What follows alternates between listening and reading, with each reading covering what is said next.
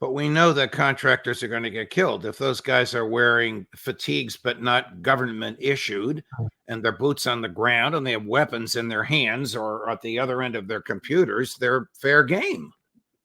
Oh, absolutely. That's not what I'm talking about. I'm talking about potential attacks on our satellites in space, as well as attacks on aircraft, manned or unmanned, that are part of this intelligence, surveillance, reconnaissance complex, because that's really at heart of what keeps the Ukrainians even in the game.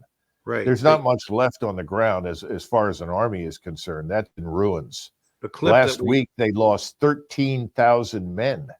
Oof. This is the sort of thing that happens at the end of a war when an army is collapsing and retreating.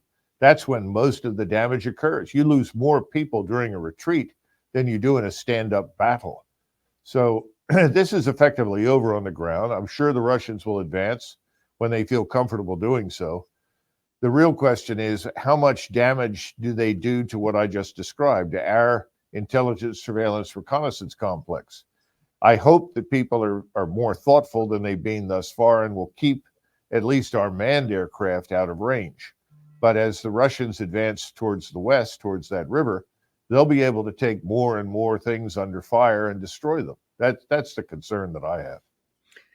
Switching gears to Israel, here's Prime Minister Netanyahu's latest. I won't even characterize it other than by saying he has a catalog of countries in there that he believes will soon be at war, and he blames everybody but Israel. This is just about an hour old, this clip, Colonel. So we'll play it for you. It's a little bit longer than a minute. I'd love your thoughts on it.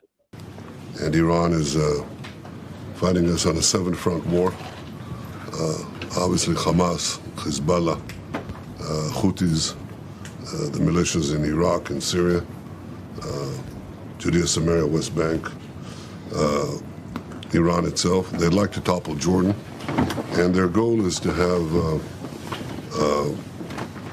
a combined ground offensive from various fronts, coupled with a combined missile bombardment. We have to, we've been given the opportunity to scuttle it, and we will. The first requirement is to cut that hand, Hamas. People who do this thing to us are not going to be there, and we'll have a long battle. I don't think it's that long, but we'll get rid of them. We also have to deter the other elements of the Iran terror axis.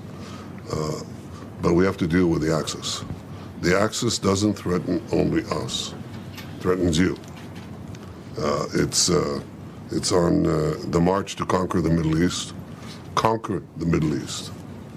Conquer. That means actually conquer. Conquer Saudi Arabia, conquer the Arabian Peninsula. It's just a question of time. And what's standing in their way is the small Satan, that's us, on the road to the middle-sized Satans, that's the Europeans. They're always offended when I tell them that. You're the great Satan, not them. Okay, and we have to stop them.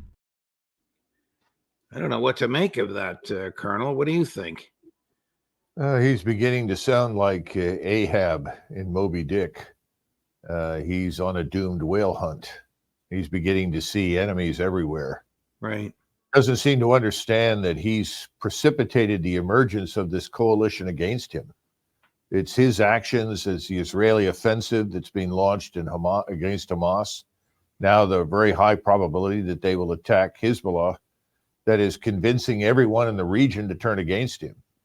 The Saudis, like the other ruling elites in the Arab world right now, are very concerned about being removed by their own people because the populations are enraged. This is certainly true in Jordan. I think King Abdullah is hanging on by his fingernails. He's got millions of Palestinians in his country that are appalled at what's being done to their fellow Palestinians on the other side of the Jordan River. You've got General Sisi, who is apoplectic. We have been bribing him, willing to forgive his $180 billion debt, national sovereign debt, in return for taking in the Palestinian Arabs that are being driven out of Gaza.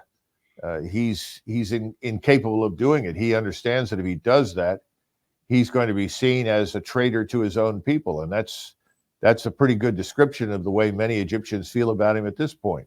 Everything is coming apart in the region. And as you point out, he's blaming it on everything and everybody but himself and the actions of his own country.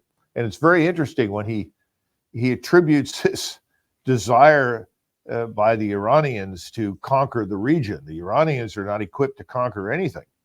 They can't project their own military power very far at all. They build up the arsenal of rockets and missiles, much like Hezbollah, for the same reason, to deter the Israelis.